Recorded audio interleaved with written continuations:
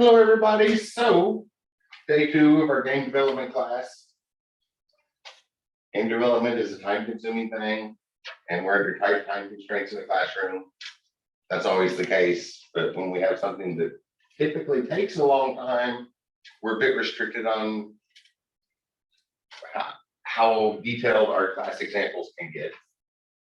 So I have a general basic starting off example to do today. For those who have just had the first couple programming classes and maybe haven't seen object-oriented programming yet, today's example is going to be the non-object-oriented version, which in development, more so than other types of programming, well, all of our programming anymore is all object-oriented, except for like the first couple intro to programming courses where we haven't quite got to object-oriented stuff yet. But game development took off for it really, really quick. So some of the early games were written before object-oriented programming really took off. From like the earliest Space Invaders before it even had colors, when the screen was only one color, like very early Pong. I think Pac-Man object-oriented was around, but once object-oriented programming had hit a point that computers could handle it, it's so much better for the human that pretty much everything's done that way. So I figured y'all wanted to kind of get started into the details like we're going to talk about. So I want to work through an example of that and use that example to introduce object-oriented programming and the benefits of that, because it fits really, really well with game development. Really, when it was through developing games that object-oriented stuff started to make a lot more sense. We'll get to that. We have an example today, and we're restricted in time, so it's a very basic example. What we're looking at in class is the conceptual stuff, our frame of mind when we go to make a game, and how we approach the problems, and kind of what the tool does. So that was really the big thing for today, is the general overview of the tool we use to develop games. Or for a lot of people heading towards software development, eventually the tool you will be making so that the team can develop a particular game. And that's the game engine itself.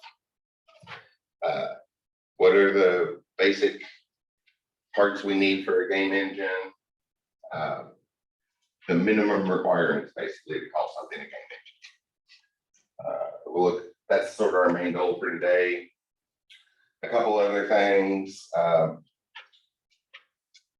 Take a first look at art stuff. There's something I want to show you all, because really good graphics take time. Right? It takes a while to sit down and do that, even for expert artists. The expert artists still have to sit there for a long time and to get that stuff done. But we separate our graphics from our logic. So on the developer side, we usually want to go ahead and work on the logic and get that together while the artist is working on the really good graphics. So we need scratch graphics. There are a few other things. We'll talk about it before long. I have an example where we'll see it, but usually when we're first putting our logic together, we want to work with still images. Right? A lot of people want to jump ahead, and we know we're going to have an animation eventually. But with humans, a little bit of distraction goes a long way. It follows suit from the traditional stage magician thing, where they'll say, see, there's nothing up my sleeve. And if y'all aren't familiar with it, the standard is like, there's nothing up my sleeve, show you the right arm, and you won't pay a lick of attention to their left arm. And then they'll show you their left arm, and you won't pay any attention to what their right hand's doing. They could be doing stuff with their right hand right in front of their body. But a little bit of distraction goes a long way with humans. And animations are like that. Huge, massive bugs can hide behind little bitty animations. You may have a simple animation that's not much more than like a player taking steps and waving their arms. But a massive, massive bug can go completely unseen behind it. So that's something, when we're developing, we usually want to start with still images so we don't get that distraction effect. And then we can put the animations in later, because they're separate from the actual logic itself. But talking about graphics, it's a very graphics heavy thing. So we need some stuff to work with. And there's So I was gonna start looking at some graphics things. We do want to get practice with that on your final project, which is mostly a proof of concept. So it's really a proposal to make a big game. But the standard is for doing that in the industry is a proof of concept. So you also include with that proposal a couple of levels, or if it's an open world, a small segment of the world, enough to prove that it's fun, along with the description of the whole story and what the artwork's going to look like, so that the team's ready to get together and make it enough people to get a game made, because they're fairly large projects. One of the things asked for that is your own artwork, because in a lot of software development we can separate. We have front-end developers and back-end developers, and people can choose which one they want to work with. That's not necessarily the case with game development. They're too intertwined. We want to try to separate them as much as we can. Keep the logic and the graphics separate, because that makes it easier to work with and debug and get everything running properly. But we can't step away from it entirely. Or another way to look at it, you think about the two parties involved. Artists can make a video game without a programmer, but a programmer cannot make a video game without an artist. Right? We got to have those graphics. And if an artist knows about programming, then they don't need a developer themselves. So we will have to do some graphic stuff, and I have a few things I wanted to show. We'll probably do a small tile, the way I do tiles, which is really, really quick in Microsoft Paint or some small paint program to get the working version there instead of the final version. And maybe look at the Inkscape or draw stuff. And if it seems like it's going to stretch out drawing them, I'm really, really quick. On a touch screen, take my finger and do something like that to get a character, so that it's a character shape, not a solid colored rectangle we're moving around. Very, very rough ones to start working with, and we'll look at some of our art program we're going to look at, and then get into our example. And this is going to be, I'll try to do this stuff through examples, but the examples will still be small, because we're going to create some code, pause, talk about what's happening, how to generalize it, extend it to other game engines. Obviously, in 8 weeks, we couldn't even look at every single game engine that exists. And it's kind of fun to write game engines, so people will look at those. I had another rule I wanted to write on the board to start off with here. There's really only a few through the semester that I'll write on the board. Things called rule that I went ahead and labeled as rules. We saw rule number 1 the other day, which is very important, and that is it must always be player versus game, not player versus opponent.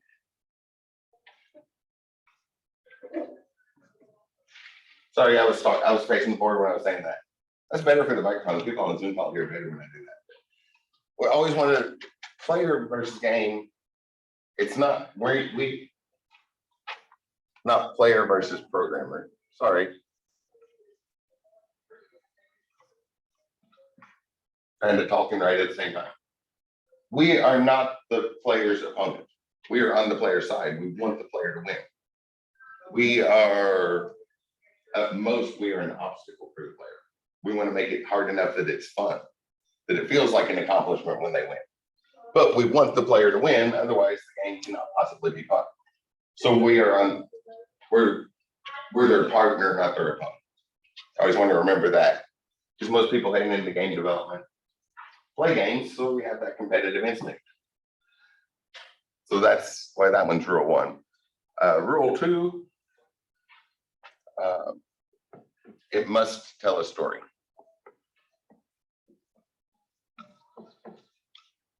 I'm gonna come back and talk about that a few times this semester, but really what we're doing here is storytelling.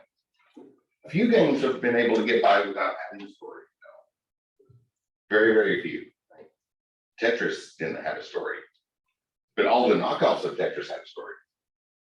Right? Dr. Mario, Candy Crush. I guess there's a whole bunch of the Candy Crush ones.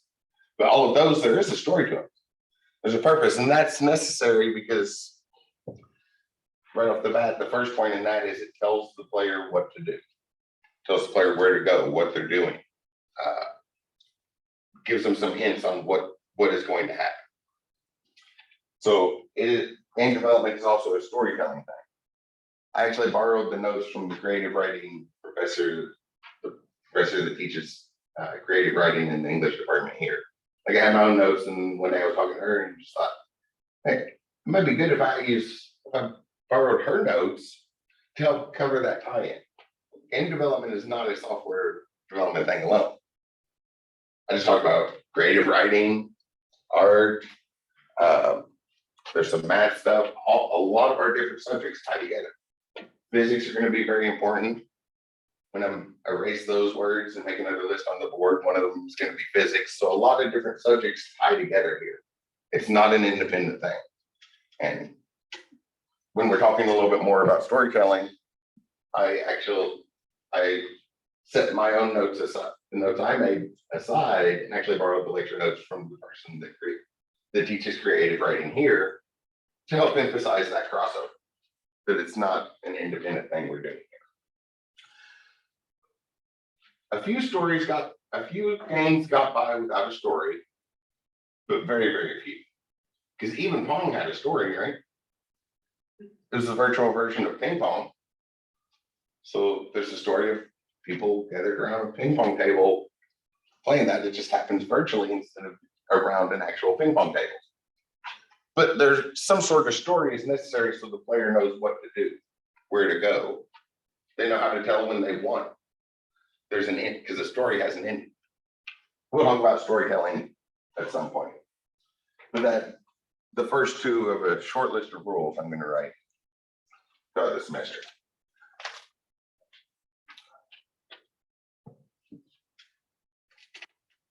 Okay, now to our main content for today. We're going to do it mostly through an example. But what is a game engine? We want to answer this question.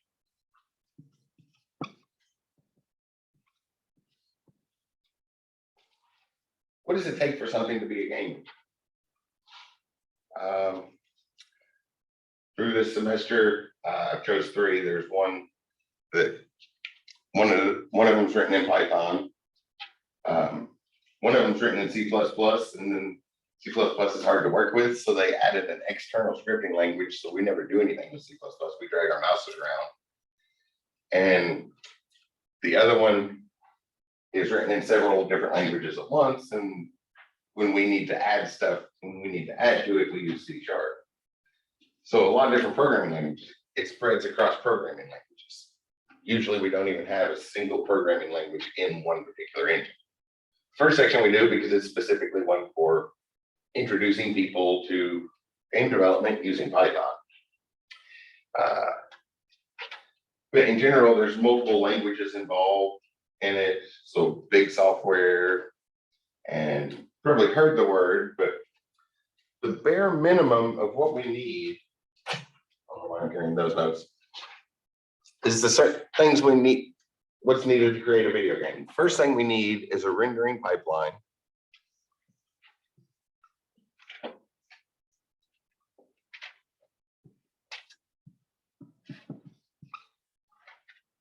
Some of y'all have probably seen in other classes where your programming classes got to the point you were ready to make GUIs, start making the graphical user interfaces.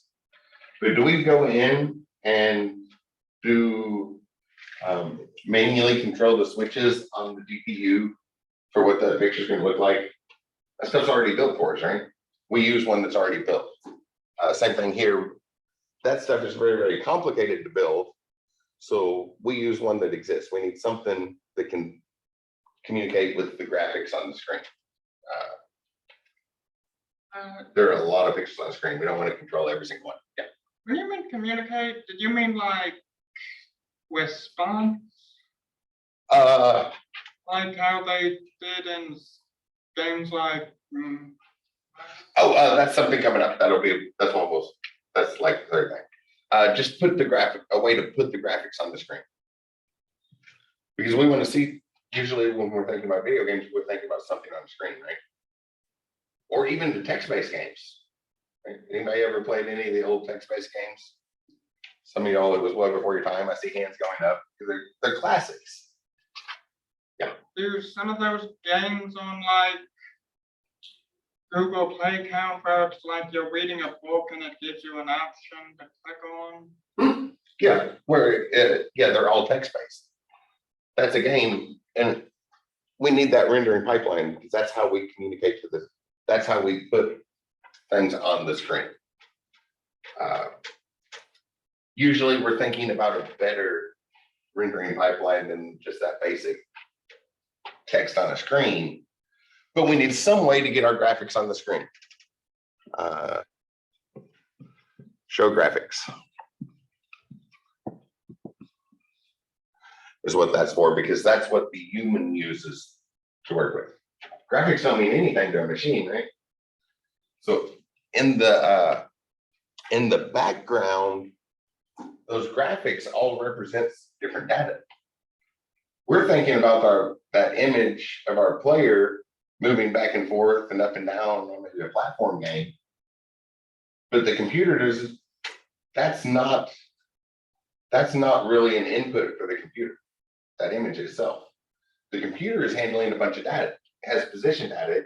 The computer has data about where that player's at, how quickly it moves to the next spot, and all of that stuff in relation to everything else. So in the background, it's raw data. So that's the other part of the rendering pipeline.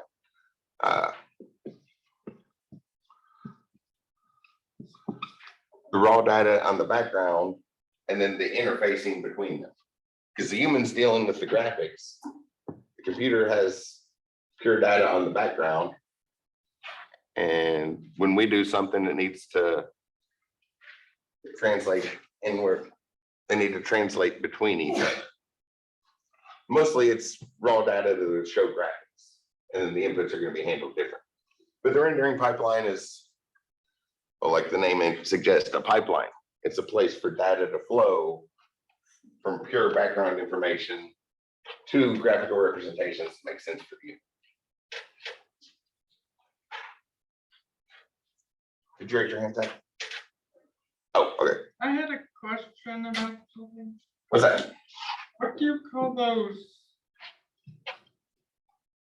It was something, I can't remember what it was, but when I looked up, it said it was a game, but did you ever see that one Batman movie where it was like choice driven? I'm not sure. See if you can pull it up. See if you can find the thing again when It we need a was break. like Batman, Death in the Family. I'm not familiar with it. See if you can pull up an example before when we take a break in a little while. The next thing we need that's often important for a game is going to be a clock. Things happen over time. Things don't happen instantly. Draw a picture. So like on a platform game, our character's down here and we want to go up to this other platform. We don't disappear from this spot and appear over in this spot. That seems to be how VR games have settled into, because moving's kind of hard. Really, the only option we have is find a huge open room with no obstacles in it, which is completely unfeasible for most people. Or those really weird treadmills that they're like the non-motorized treadmills where there's just a loose conveyor belt, only it goes all the way around. So we can turn and walk different directions, but they're really weird to walk on. So in VR, teleporting is kind of the only feasible option. But normally that's not what's going to happen. We want that to happen, that move to happen across time. We don't want to disappear from here and then reappear up here. We need that move to happen graphically. So everything in between. So we're down on this platform and the player starts moving and jumping, and we need a bunch of states in between. So we're maybe a third of the way there. And then at some later time, we're another third of the way there. And then eventually we're standing on that other platform. And then we get slow movement. And not just for the fancy graphics, we want the same thing if we were doing a text-based game, like Zork, right? We don't want every option to show up at once. We want that one line, and if I go north, but we don't see every ring northward in that traditional text-based game. We just see the next ring, and we go north again. So we need a clock, but it's not necessarily a steady pace. You mean like how some of those games like actually give you a certain amount of time for something, like Dead Rising? That would be a timer, or maybe a stopwatch. A clock is just a sequence or to synchronize things. Like when you make a save, it tells you how long you've been playing it? That's just a timer. So a clock just synchronizes it. It doesn't even have to be a steady pulse. Actually, it's really, really bad. It's steady pulse. Some early games would do things. Like if we wanted to say, in some early games, if we wanted to set our game like 60 frames per second, that's probably what we use in here, 60 or 140, which is plenty fast enough for covering the concepts. Actually, might as well talk about it. Might as well mention it. The minimum is 80 frames per second. Oh, 80 milliseconds. 12 frames per second. 80 was in my mind. 80 milliseconds, 12 frames per second. That's what the early cartoons were.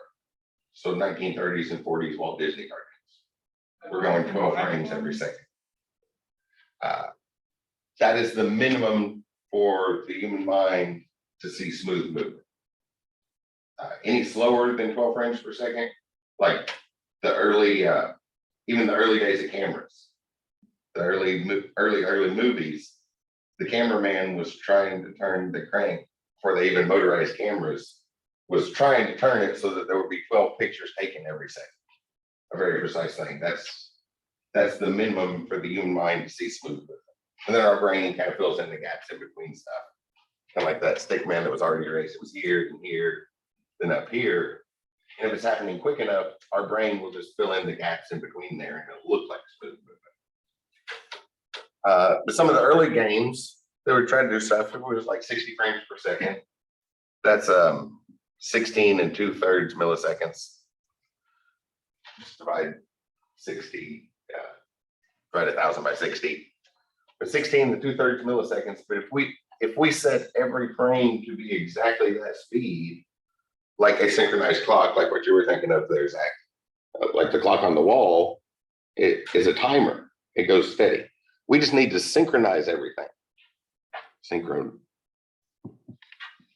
To synchronize stuff, make sure it all happens together. And when everything was hard-coded to move at the exact same time for every frame, it caused problems because some game frames need more time than others. So, or some game frames wouldn't need hardly anything at all. And if a lot of short frames came together, it would start to look jumpy because there was those, because the computer only needed one of those milliseconds and the other 15 milliseconds, it was just sitting idle. And when that happens over and over and over again, our brain starts to fill in the gap on the sitting idle instead of the movement. Or some frames might need more than that. Some frames of the game might be really complex and not be able to fit in 16 milliseconds. And if you run out of time, then your game couldn't finish a step. It couldn't finish the flow from one state to the next. And then it's going to crash. So hard coding the time in like a set signal caused problems. So when we say when we tell a game engine we want to do 60 frames per second, it's going to try to do 60 frames per second. It's going to do its best to hit 60 frames per second and average out so that they're all spending about the same amount of time. But it's not a set clock. So like a pulse, instead of, I'll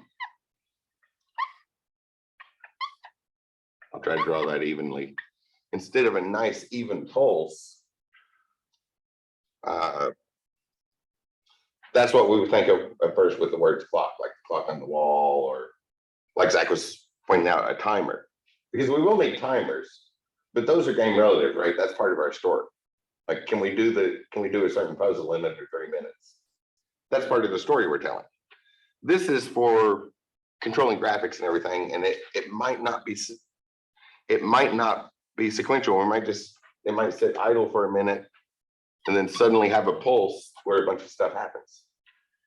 And then sit idle for a little while for a different amount of time and have a pulse. And then the next one might come really, really quickly afterwards. So is that why certain games lag sometimes because of like the timing? Because it has to do its best to keep everything smooth. So instead of that steady clock signal, like the clock on the wall, we have to try to estimate and smooth everything out. And we end up with just a pulse, so that like each one of these pulses is stuff happens. And it kind of starts all the processes. Then we do all our selection structures, adjust all that data in the background, run through loops and all of that. And hopefully by the time we get to that next pulse, everything is ready for the next frame of the game. So it synchronizes everything. So the clock is just the next step where the computer is going to do stuff. Which is really, really convenient for like loops, one of the selection structures you would have studied. Usually loops, we only do that inside of a frame if it's something that needs to happen like 50 times during that one frame. Like in Space Invaders, all of the alien ships need to move over in the next frame. And they're moving over the same amount. So then it would be a loop. Otherwise, we take advantage of that clock that's just steady running and sending out a pulse at a steady signal. And we use selection structures so that the engine creates our loop itself. And then we get that also that smoothness. I erased the picture, but like from moving from one platform to the next, we have all those points in between. But one of the key things we'll need.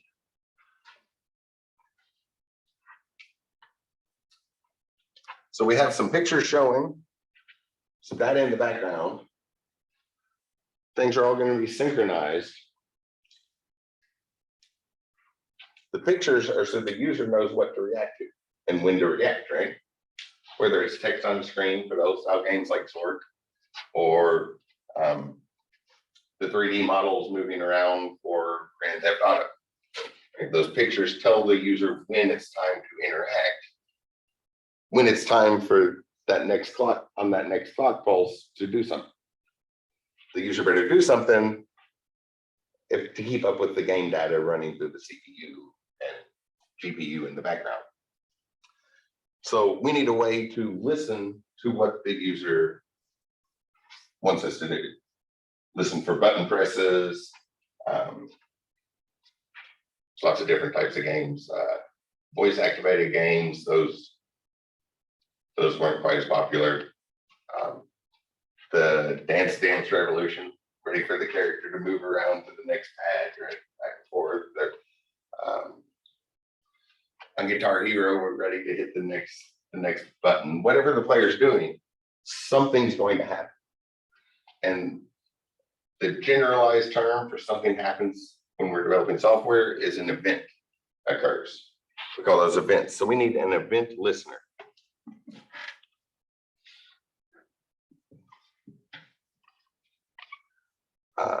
Just something sitting there idle. It's usually separated from the clock. The event listener will react as soon as something happens and just then tell the next clock pulse there's something else to do on that stuff happens pulse when everything's synchronized. Like the user pressed the button, but it might be 5 or 6 milliseconds before the computer gets around to reacting to our button press after it was detected, or longer. What I put in the example today, I have the one from this morning pulled up. I went to sleep. For some reason, I cannot stop my MacBook from going to sleep. It's set for 45 minutes. I went through every single setting I could think of, every possible thing I could think of, and told it wait 45 minutes, and it still goes to sleep after 30 minutes. But in today's example, we're going to use 10 milliseconds. That's how long we keep They it. make the format for some devices harder than others. Hmm?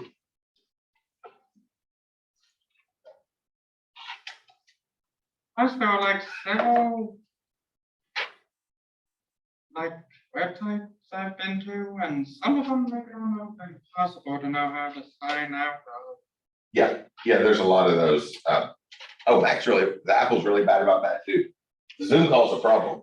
Like, I don't even go to Zoom on my Mac anymore because it will mess up all my other machines, because Mac will automatically sign me into Zoom.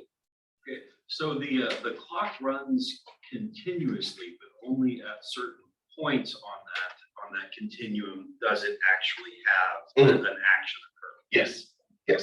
So it's a synchronization thing. A synchronization clock, not a timing clock.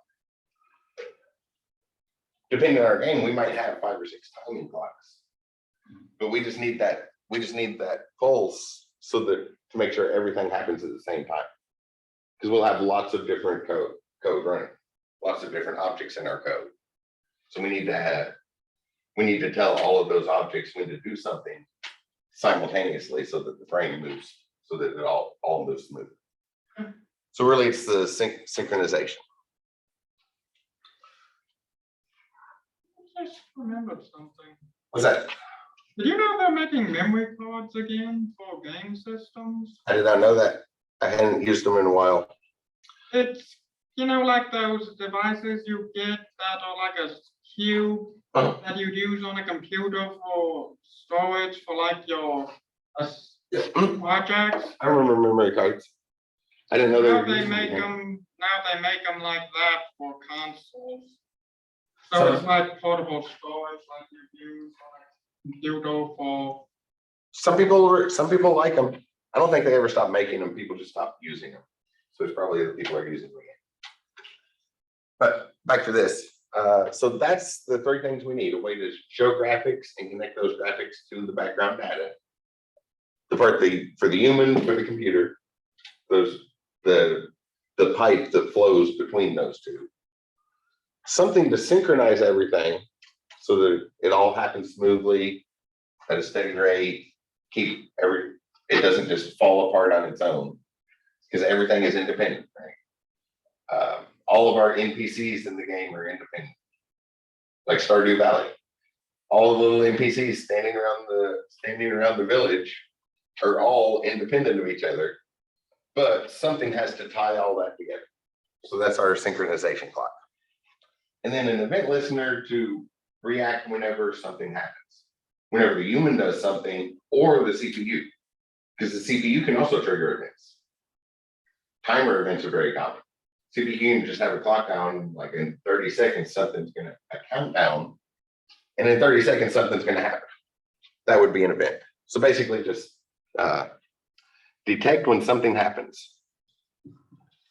Detect when something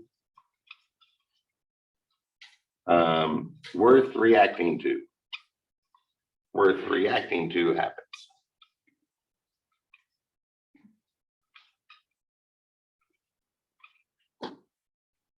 Because not every event is worth reacting to, right?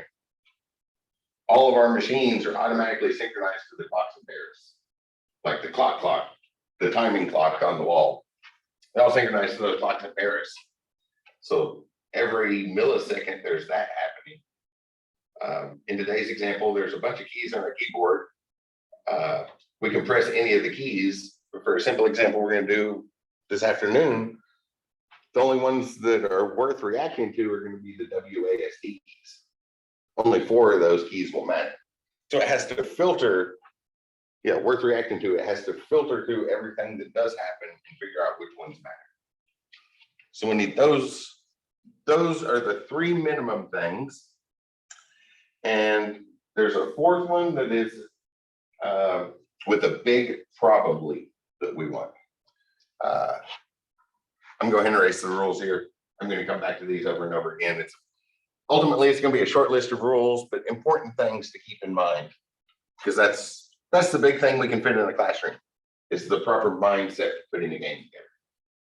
Actually sitting at the keyboard, once we have our plan together and know what the game's going to be, sitting at the keyboard typing is easy.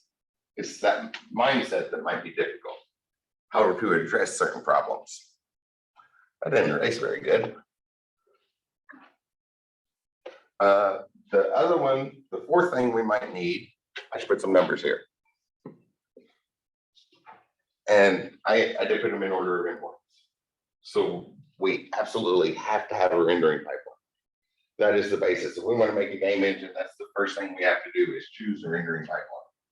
If we're not going to go in and like an electrical engineer and do the 1 and 0 coding on the GPU, we're probably going to use one that already exists. Open Python, start with a blank TK interface window, or a WX Python window. I like that module a little bit better. WX Python window, or I like to make game engines relative to websites. So I'll start with the Canvas, HTML Canvas element, which is controlled with JavaScript. So have to start with that rendering pipeline. And that's a HTML element that puts things, that shows images, and we can control it with JavaScript. But we have to start with that. Then we have to synchronize everything. Because as soon as we have more than just that, as soon as we even try to put a single image onto our rendering pipeline, we need to start tying things together, figuring out when they're going to happen, what sequence they go in, what order they go in, and how do we make sure it always stays in that same order. And definitely need to be listening for things to happen. Those are the big three. The fourth one, which is a big probably that we would be included in all of them. I'm going to write probably, because if this wasn't there, we would start asking a lot of questions very, very quickly. Or actually, we'd probably go to a different game engine very, very quickly. And that's a physics engine.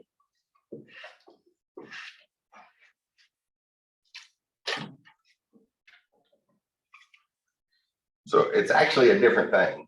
It would be a different lecture with a different list here of what's necessary for a physics engine, because a game engine needs to tie to a physics engine. That's how it's like physics in the real world. I'm standing in front of a camera. There's a lot of physics going on there, right? I'm standing. I'm not falling to the floor, falling through the earth. There's something holding back against me, preventing me from falling down to the center of the earth. Or if I went that far, I'd probably go all the way through and then out into space and just drift off across the universe forever, right?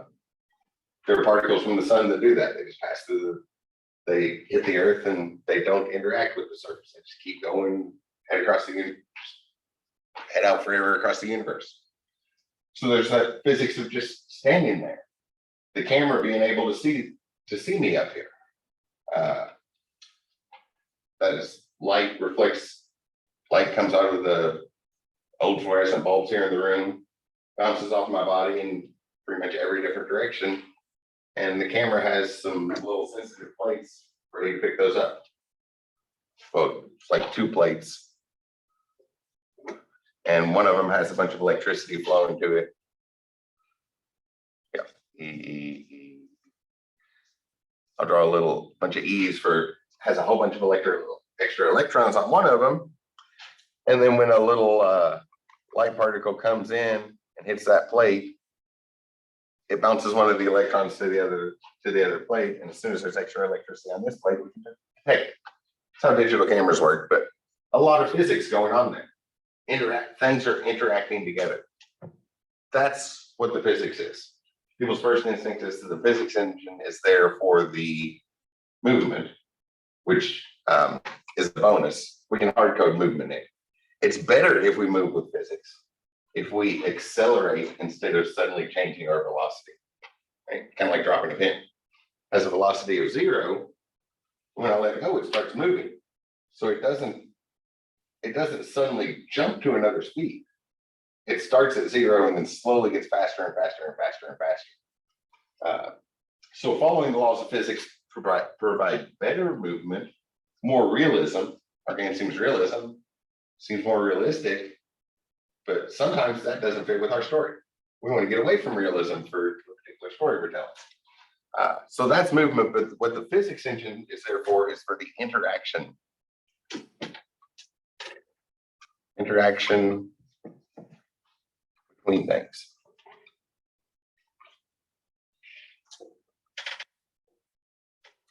I use the example of standing on the floor. The floor has a definite boundary. The bottom of my foot has a definite boundary. And when those come together, there's no longer any movement, right?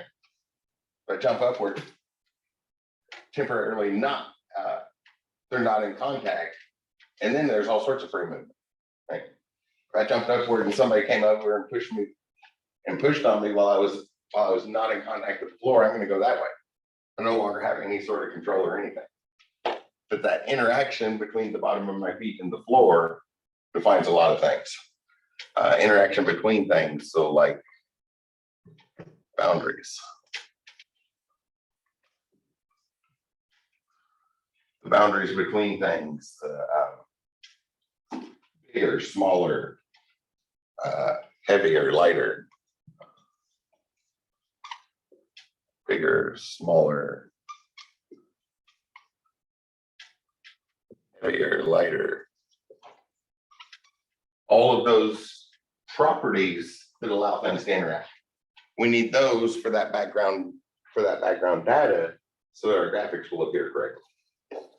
So it's not as critical as these three, but we would ask a lot of questions if there wasn't a default one included. There's lots of physics engines available, and we usually can. Most of the most popular ones come in. I guess I'll say flavors, so they work with different programming languages. That way, we can use them whatever we're working with. Bullet physics is probably the most common one, and it works. It works in just about every programming language you could name, and probably more than you can even name.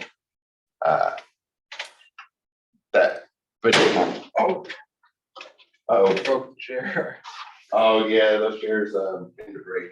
I've seen that happen a few times. And that's what happened to me several semesters ago. Yeah, I think they're getting old. They should have been replaced a while ago. Are you okay? Yeah, just startling. Okay.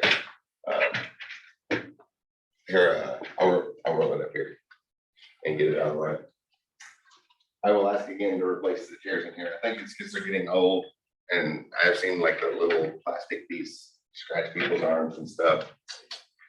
Actually, before there was that week off thing, I saw a lot of them putting chairs in that old technology center where the old student success center was. Oh, yeah, they're getting ready for construction. There's gonna be, the construction was supposed to start last week. I'm not sure what the schedule is, but it got delayed. Are they building a new classroom? They're remodeling all sorts of stuff. Over half of Fowl Hall and maybe an eighth of Focal Hall is getting remodeled. Lots and lots of remodeling this time for that. But yeah, as far as chairs, have to get a whole room full at a time. And when I first came to Ivy Tech as a student, what is it, 2022? 11 and a half years ago, these same chairs were in this computer lab. So they've been well used. And they weren't new when I came here as a student 11 and a half years ago. I've gone on to get many, many degrees since then. So the chairs are just outdated. So I'm always worried that somebody's going to hurt themselves I've seen little scratches from the plastic corners. Actually, one time in high school, something like that happened to me in the cafeteria. The chair was bent, so when I sat down on it, it just Yeah, fell straight down to the floor. it happens. Eventually, Good thing I didn't have my legs under the pieces of metal, or else I might have had a bit of stiff. Yeah. Furniture at school gets well used, but that relates to what we're talking about here, the physics engineering. The usage of it in your game, if you're trying to do realism, you probably want to see certain like pieces of furniture wear out. Right? If you have a picture of a chair, a wrestling game, that'd be Actually, that a simulated WWE game, you're gonna have characters hit each other with the chairs. But you don't want that chair to stay intact and in perfectly brand new shape. You want it to wear out. That reminds me of that one game, I think it was called Army of Two, where you could mess with the environment. There's a lot of it. You want to, we need stuff like that to happen, that interaction. As a bonus from that, I'll write it as a great big plus sign. A bonus from that is we get the physics style movement. Physics for motion. But that what we really want from physics engine is the boundaries between things and that interaction between them. That's why it's kind of necessary to include. Because if it's not there, we have to somehow define that ourselves from scratch, which can be quite a bit, a little bit more difficult. That's sort of the four main things we want to look at in any game engine. If we're making our own, that's the first things we want to think about in that order. Think about if you're making your own game engine, what are you going to use for your rendering pipeline? And I'm not talking about a super complicated trying to make a competitor for Unreal 5. Like if you have an idea for a game that would be perfect for to make in Python with the DK Enter package, right? Make a little GUI and those buttons are buttons and the canvas tag to show elements are going to work fine for you. Then that would be your rendering pipeline. And your event listener, because that's already built into the GUI package. Then you just need something to determine how to synchronize it all together. And like I mentioned, the early days of game development, the early games, they tried that steady pulse, and a steady pulse became problematic because sometimes there was a lot of idleness for the short frames, and sometimes we would miss an instruction on the really, really big, complicated frames. And that second one would cause it to crash, and that extra idleness when our brain fills in the gaps between the frames of the animation, our brains would start filling in the wrong thing on the gap, and then it looks jumpy instead of smooth. Our brains would start focusing on the gap, not the part where things are actually moving. So a perfectly steady pulse from a clock actually causes problems. We try to average to a space, something to listen for and a way for the things to interact, both graphically and data. So it has to go together. So like the boundary. On our picture, we need a box surrounding the example we're gonna do here in a few minutes. We'll put a 2D picture on there, and we want a box around that picture to say where the boundary is, so we know when it interacts with other things. The one I got ready, and unless an idea springs up and we'll drift off from it, is gonna have a very quickly drawn picture of a human, a very quickly drawn picture of a coin, and we want to know when the human bumps into the coin, so our score can go up by one more point. Just to show how these things are working. But those boundaries, but it's not just the graphics. It's not just the data in the background. It has to tie into that rendering pipeline and control both of them together so that everything stays synchronized like it's supposed to be. That's the tool we have to work with. And we're looking at a game situation, but like I pointed out, and also put on the options 2 and 3 for your history of game development essay. That's not the only thing we can do with a game engine. We have a tool that does these things. So a concept we're going to talk about with object-oriented stuff next Monday when we do a quick rundown over that. A quick pass of that for the people who haven't seen object-oriented programming. Those of you who have, you're gonna be like, what, that's it? That's the best, that, like, we spent so many weeks on it in the other class. Just a very, very quick pass, so you're not, so the people that haven't seen it are completely lost. I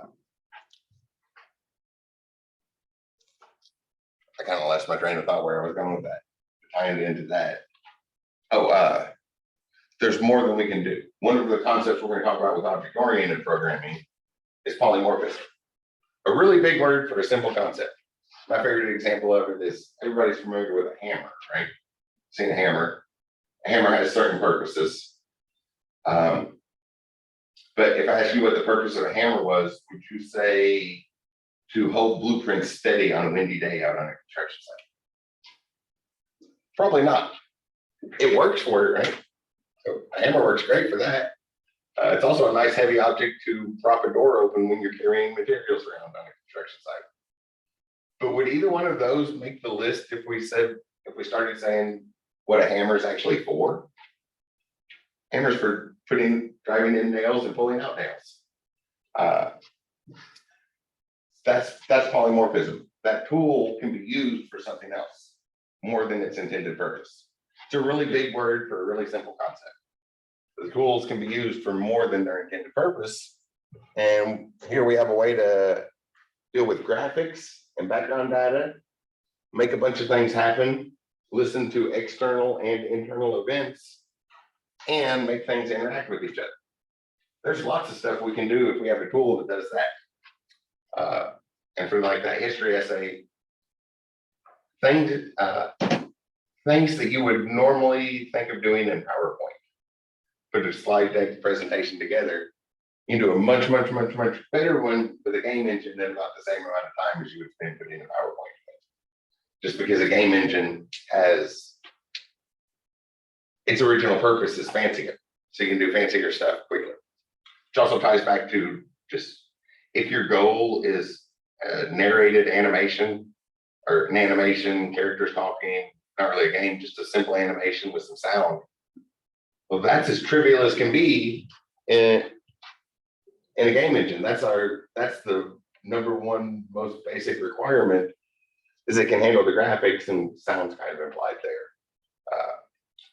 Sort of an output, but if there was more room on the board or more time in class, sound would have been included on that list, obviously. But what goes back to the output, what goes back to the unit, right? That's as trivial as can be in any game engine we have. So if that's your goal, just narrate in an animation, it's the easiest way to do that is with a game engine. And then all you need to do is set up the timing for it. Really easy. So that's what I was asking for in that history essay. And it relates to polymorphism. This tool can be used for more than its intended purpose. But that's the tool we have to work with. Bare minimum. If we came across a game engine that only had those 4 things, we would probably uninstall it and go find the one that had more functionality pretty quickly. But this is like the bare minimum of what a game engine has. Do all those things make sense? Okay, so let's look at them in action with our first, with a scripting type of game engine, but probably a good time for a break, right?